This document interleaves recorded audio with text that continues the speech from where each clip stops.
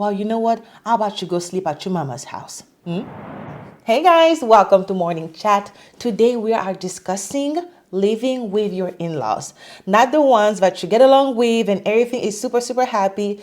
No, the ones that are difficult to live with, that think they know how to manage your family, okay? Because guess what?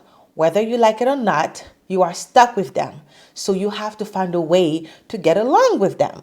So how did this conversation come about? Well, I was at work and I was listening to two coworkers talking about the things they have to deal with their in-laws. And I'm like, what? You guys dealing with this? I mean, I can definitely say I am blessed. I do not have any issues with my in-laws. It's even uncomfortable calling them in-laws because it's like a family, you know. My parents treat, my husband siblings like their own kids. His parents honestly call me treat me like their own daughter, and I mean I call them mom and dad and vice versa.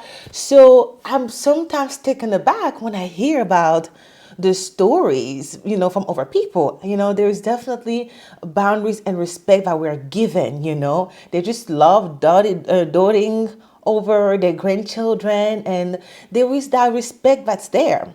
So I started wondering, if you have that kind of difficult family dynamics, how do you deal with that? Because that can be very challenging in your marriage, right? So I started looking into it and I fell on an article where Dr. Phil, of course, Dr. Phil, was talking about this. And he gave 10 advice to help you manage a relationship that is difficult with certain in-laws. So this is what he had to say, okay? And I honestly think and believe that those advice are very helpful. So if you know someone who is dealing with that kind of dynamic, please send them the video, share with them. I'm just sharing the news out there, hoping to help somebody out.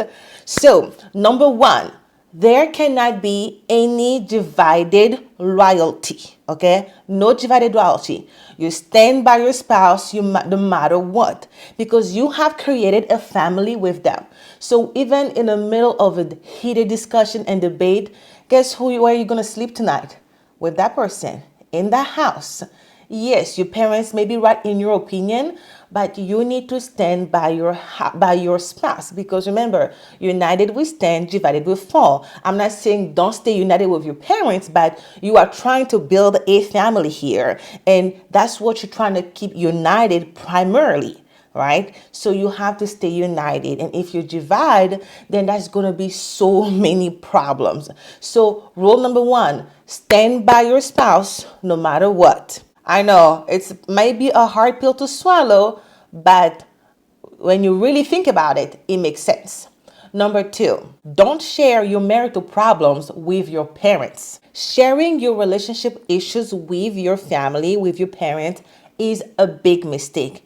You fix your problem in your marriage. You do not run to your parents, because guess what? Every time you go to your parents and you complain because your spouse has upset you, you're going to go back home and you're going to fix the issue. But every time your parents or your family is hearing this, they're going to start building a grudge against your spouse, and a case really holding grudge and everything. So it's not going to help how they're going to view your spouse. So fix your relationship within your marriage. You don't have to share everything with your parents, okay, with your family. You can still have a good relationship with them without them knowing every problems or every little trouble that you guys are going through. You can ask for advice. You can approach the situation like, how can I deal with this? But you know what? You don't need to involve them.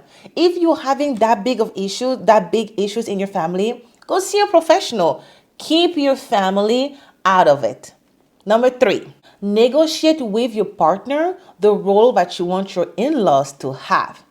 Listen to that. Negotiate with your partner the role that you want your in-laws to have. Do not assume that you are on the same page. And you really have to listen and try to understand. Because you might be like, well, my parents can do this and that. Well, my parents can do this and that. Negotiate. Okay? Not argue. Not, the key word is negotiate together. Be respectful, listen, and be mindful of their feelings and try to put yourself in the other person's shoes. So negotiate with your partner the role that you want your in-laws to have in your marriage. Okay? So that's very important. Number 4, create appropriate boundaries.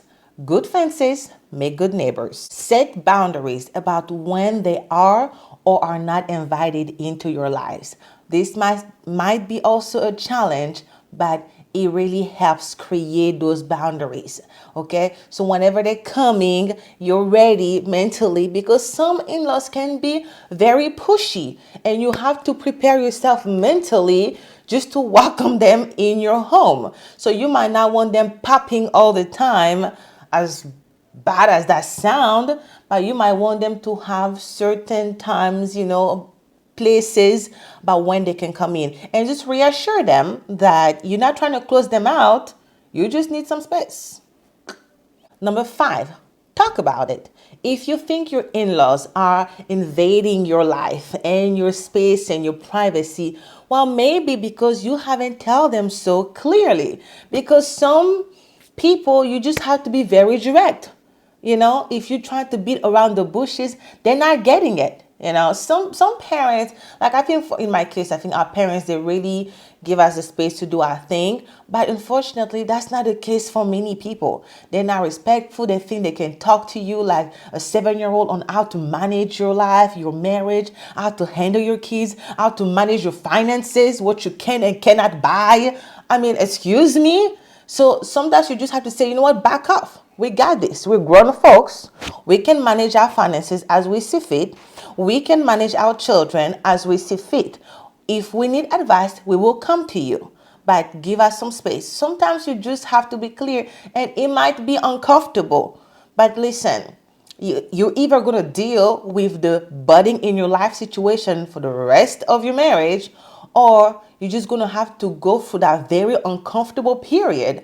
Be honest and have some peace for the rest of your marriage together.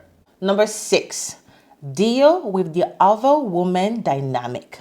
Yes, some mothers know how to give space to their sons, wife, and the new life they're building together. My son is grown. He has a new woman. That's the number 1 priority in his life. I'm going to just butt out, let them do their own thing, and I'm just waiting, hopefully, for grandchildren and spoil them. But not every mother-in-law has that case. That's my son. That's how I raised him. I never fed him that. Blah, blah, blah, blah, blah. Oh, my goodness. If that's what you're going through, I am so sorry, because I wouldn't even know how to deal with that. But according to Dr. Phil, this is what you do. Remind your husband, or let him know, if he's not aware, that now that he is married, you come first in his life. You are the priority. So none of this is what my mother does, this is how my mother does it. If he brings this up, guess what? Well, you tell him to head over to his mother's house, because this is how you're doing it in your home. You're the queen of the castle, and your word is law. So mother-in-law, step aside, give some peace to your son. And I know it might sound like, I've raised this man, and suddenly this woman is going to come and be the number 1 priority in his life. Listen, I have sons, and I hate the idea of thinking, like one day I'm right now, I'm the center of their lives. And one day there's going to be another woman that will come and they will be the priority in their lives. But you know what? That's successful parenting. You're raising these children to become adults that will be mature and productive to society. And they're going to be successful. They're going to have their own families, their own wives, their own children, And I think as a parent, it is a joy to step aside and to see that you've done such a good job and to watch your child just flourish in life. I do not understand parents or mothers who still think that their grown sons are still like 3-year-olds and you still need to manage them like they're, no. He's out of for me, when you're out of the house, my hope is for my kids to just grow up out of the house and they're doing well, and I'm just praying for them to have success in all areas of their lives, honestly. If I'm lucky, they have kids, well, you know what, I'll just focus on spoiling them grandkids. Honestly, so you just give your children some space, okay? Give them the chance. And I think it is up to the mature adult, because at that point, I'm guessing, a parent is probably in the 50s and 60s. You're grown, you've seen life, you know how things work. So give some space to these children and give them the chance to manage their relationship. Be grown, be wise, think about it. You are not helping your son by putting yourself in the middle of their relationship and creating a toxic dynamic, because then he's going to have to choose between him and his wife. And guess what? He's going to choose his wife, and you're going to be bitter, and your relationship is going to be ruined. Why? Be mature, be the mature adult, and give your child some space. If you think that woman is no good and she is destroying your son, you can talk to him aside like a grown-up, tell him what you think, and pray about it, okay? And pray that God is going to intercede and save your son. By fighting and butting yourself into his relationship with his wife is only going to make matters worse.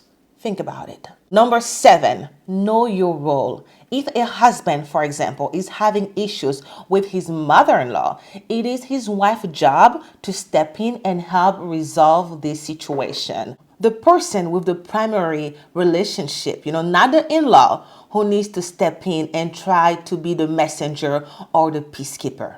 Number 8, try not to criticize your spouse. There may be some parent-child dynamics that your spouse cannot see. So try not to be overly critical, because that's only going to lead them to be more clingy, or more complications. So be patient with your spouse. Don't criticize it too much. You might see something, bite your fingers. But remember, if they're not seeing it and you're trying to la, they're just going to be clinging on to what they know. And Number 9, do not be a right fighter. I'm right. I have to prove you that I'm right. Even if your in-laws are clearly in the wrong, there's a way to go about it, okay? The way you're going to approach the situation. It's not about proving that you are right, but trying to create peace and happiness in your family. So know how to fight. Take the high road. Compromise even when you are disagreeing.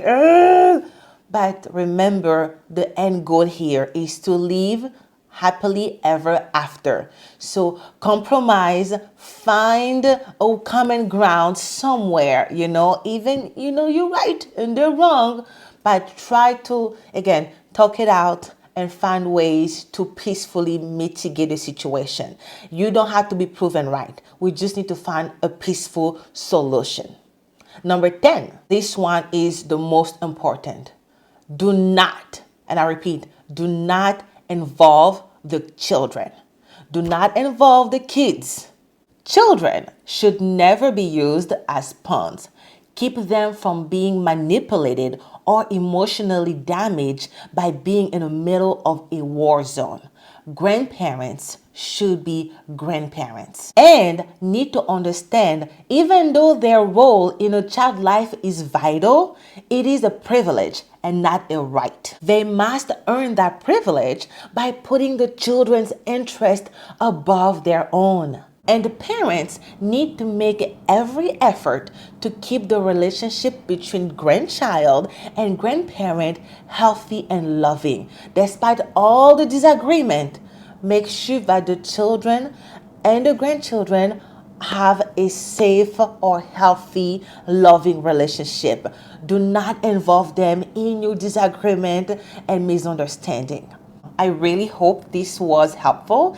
If you are dealing with something similar in your family or in your marriage, I honestly pray that God brings peace in your family in the spirit of Christmas, and Christ is born again and brings life and joy and good news. I really hope that you also find good news in this coming new year. It's not going to be easy. This is going to be a lot of work. You might even need to involve a professional person, but the first step is don't be silent. Don't be quiet and just suffer in silence, because it's just going to fester and blow up and destroy your marriage and your your relationship with your spouse and the family you are trying to create. So do something about it, talk about it. Hopefully you can reach out through to your partner and your spouse, and they can listen and understand you, because that's just going to be a total damage to your relationship. If you know someone who is having these kind of issues, send them this video. Hopefully it's going to help them, and hopefully you also have some information that you can help them with. And finally, lots and lots of love for all the best in-laws out there. If you have great in-laws, let them know how you appreciate them and you love them and care for them, because it is not easy to bring families together, different way of being raised and cultures, you know. So recognize what you have, celebrate as a family. You know, we're in a season of Christmas and a new year, a new beginning. Hopefully, if you're having some issues, you start on the right path on this coming new year. And if everything is already roses and butterflies, well, keep up the good work. I'll see you next time. Thank you so much for watching. Do not forget to like, share, and subscribe so you do not miss out on future episodes.